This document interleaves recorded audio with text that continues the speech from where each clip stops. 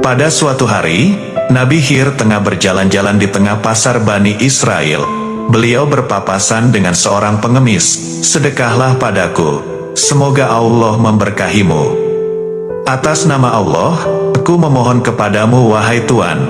Atas nama Allah aku melihat tanda-tanda kebaikan di wajah Tuan, dan aku mengharapkan berkah dari Tuan." Rengek pengemis itu lagi. "Maafkan aku tidak punya sesuatu yang dapat aku berikan kepadamu kecuali engkau membawaku lalu engkau jual diriku ini," jawab Nabi Khidir. "Apakah engkau bersungguh-sungguh?" tanya pengemis. "Betul. Sesuai perkataanku tadi, kamu terus meminta dengan membawa-bawa nama Tuhan yang mulia. Aku tidak enak hati untuk menolaknya. Jual saja aku ini," jawab Nabi Khidir tegas.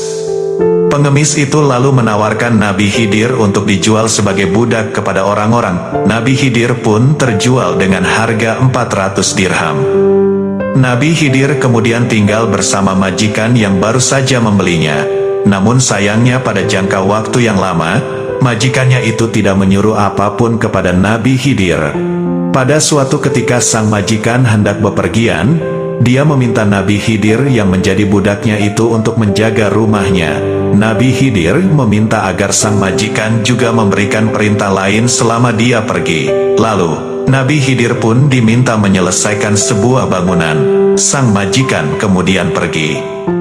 Tanpa disangka, ketika sang majikan pulang, bangunan telah berdiri kokoh. Sang majikan semakin heran.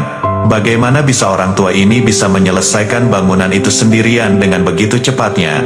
Sang majikan kemudian bertanya siapa sebenarnya budaknya itu.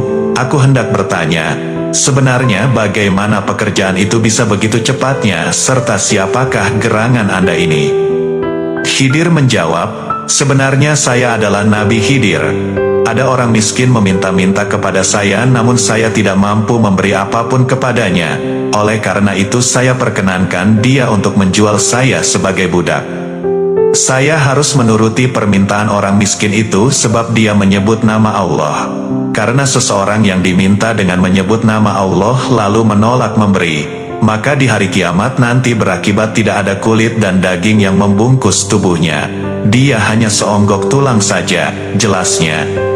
"Maafkan kami wahai Nabi Allah, jika engkau berkenan, ambil harta kami atau kami memerdekakan engkau," ujar sang majikan setelah mendengar cerita itu.